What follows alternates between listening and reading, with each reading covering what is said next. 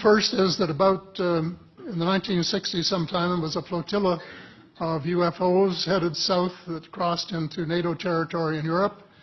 And the Commander-in-Chief of the Supreme Allied Headquarters in Europe was naturally very shaken.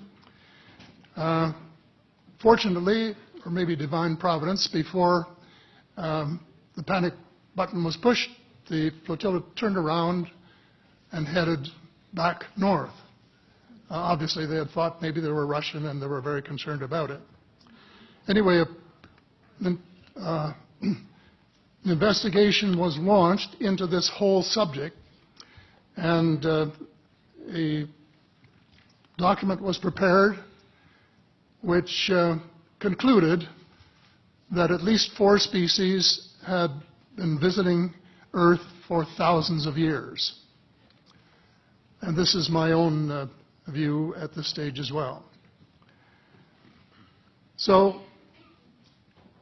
except for that, there are just a couple of things that we've talked about that I'd like to refer to.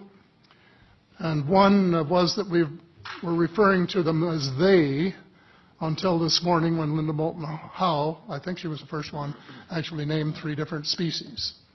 I have brought my latest book called Light at the End of the Tunnel, The Survival Plan for the Human Species, as an aide-memoire, and I name 5 different species here.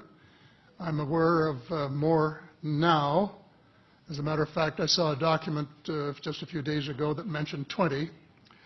And I think you, Mr. Chairman, were interested in some of the places they might come from.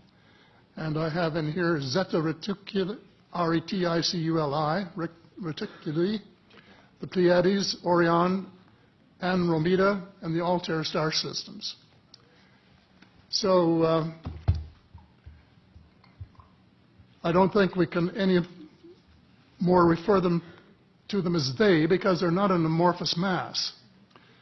They are different species and consequently may have different agendas. I don't think we can say that they all have the same agenda any more than we could say that the United States, China, and Russia had the same agenda. Our real interests may be very similar, but as of now, our perceived interests are still quite far apart.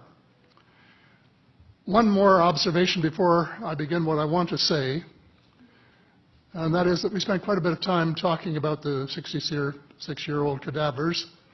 And I was glad to have Linda this morning finally say that there are live ETs on Earth at this present time, and at least 2 of them probably working with the United States government. The other species that I learned about not too long ago was called the tall whites. And this is when Paula Harris broke the story just a few years ago.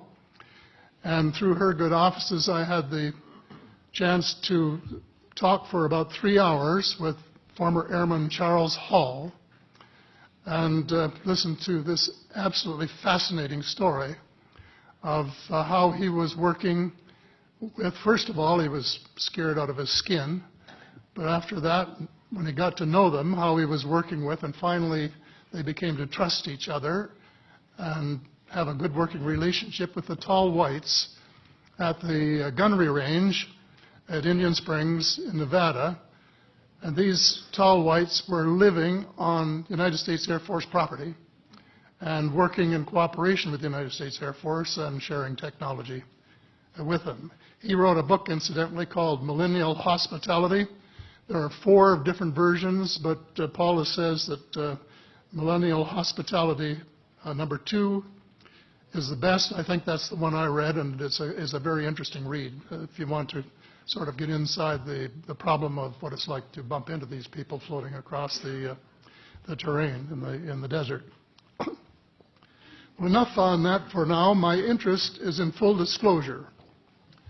And my only caveat is I think probably I would say 95 to 98% full disclosure. I know of 1 or 2 things that I'm not sure should be in the public domain, at least yet.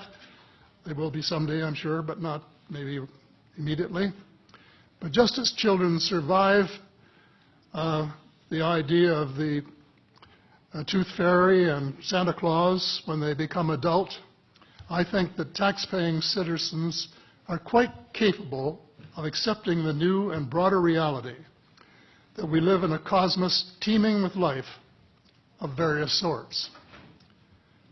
The fact that some other civilizations are more advanced than we are may be humbling, but that could be a necessary step in our survival.